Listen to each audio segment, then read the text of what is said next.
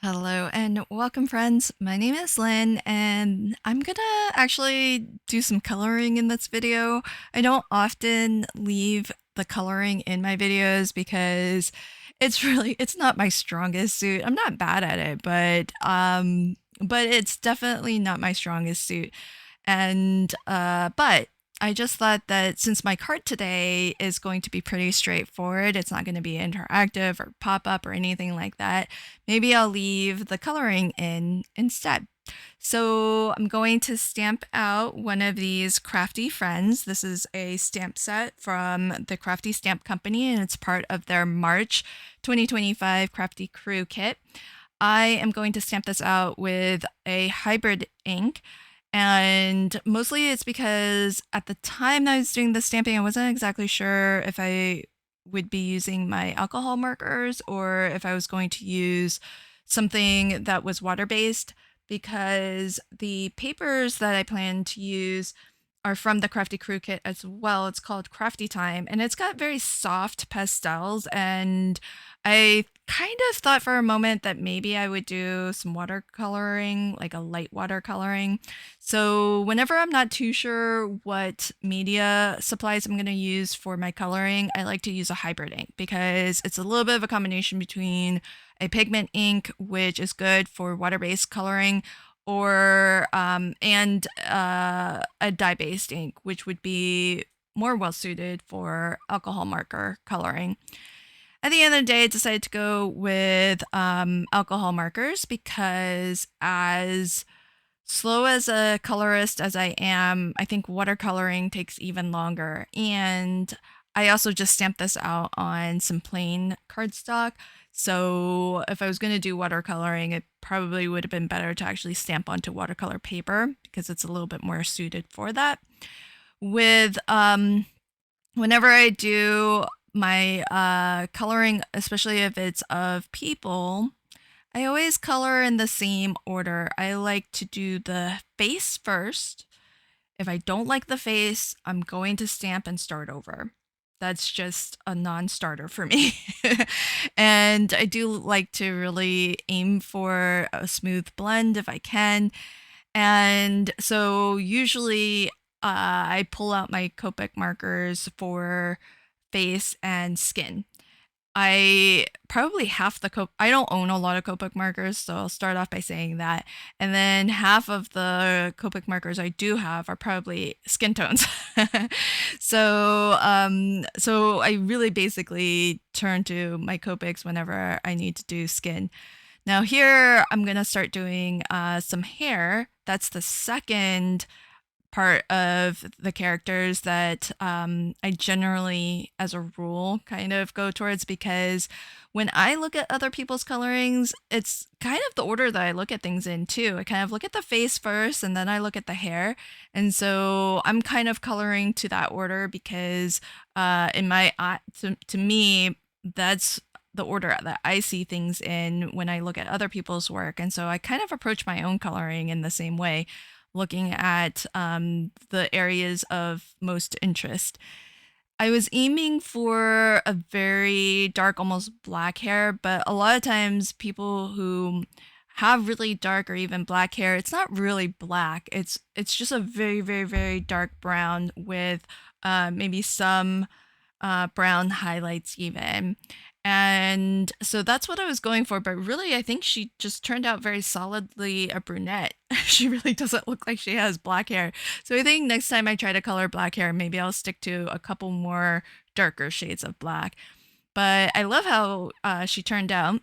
I did put a little bit of a black glaze pen on her eyeball, her pupil, just to really darken it up. And then I used, well, here's something interesting. So I used my black, it's called a grease pen, but it's by Stabilo All. It is water reactive and it's a very, very pigmented pencil. You can just use it as a plain pencil, but it activates in water and it spreads out. And so I used that to kind of darken her eyebrows and her upper eyelid a little bit because it didn't stamp 100% solid. And then when I was adding just a little bit of shadow, like just the lightest of gray tones in the whites of her eyes, it touched that black area a little bit and it actually activated the pencil, the black pencil, and really smoothed everything out. So I actually intentionally went over all of that with my gray alcohol marker, which had a really nice effect of just really activating that grease marker, and it made it very nice and solid. It was really nice. I didn't want to use my black glaze pen because I didn't want it to be shiny like the eyeball or the pupil of the eye, but I didn't want to use a black alcohol marker because I don't have one that's like a super fine tip. So it all worked out in the end. It was really good. And then of course the coloring I kind of leave to last. I'm not too picky about how I color up the clothes. If I don't have the shadows and all of that in the right areas, I don't really mind. And if it's not perfectly smooth, I also don't really mind that much. So that's why I kind of leave that to last. Now this bit of cardstock here, it is actually from the paper pad. I really actually appreciate the fact that some of the patterns in here are solid color because they perfectly match everything, and it's really nice sometimes because I know often I like to do mats and layers with solid color cardstock, but I don't always have the perfect match. And so it's kind of nice to have that already built into the paper pad. And these are double-sided papers, so if you don't want to use the solid, you can always turn it to the backside and use the pattern. But I still kind of zhuzhed up that circular panel a little bit with a stencil that is also included in the Crafty Crew kit. This is called it's called Bubble Wheel.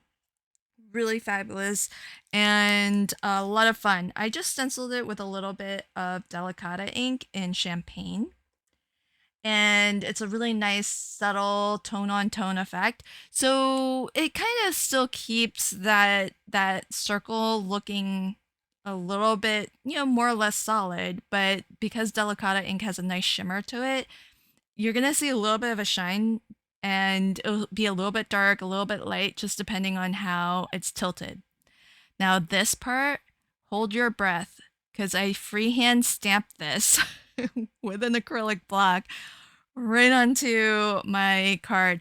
I kind of had to because there were multiple, not multiple, but there's at least one layer of foam and then multiple layers of cardstock. And so I didn't want to take it into my stamping platform. Just goes to show how high quality these photopolymer stamps are, because you can just freehand stamp, especially when you're using a nice ink like VersaFine Onyx Black. That's my favorite stamping ink for sentiments. And so it worked perfectly. Here's a look at my final card.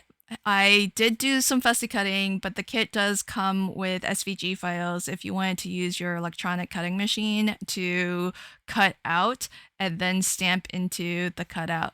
But I love how she turned out. She's super cute. This whole kit is really cute. If you're a crafter, you're gonna love crafting with this kit.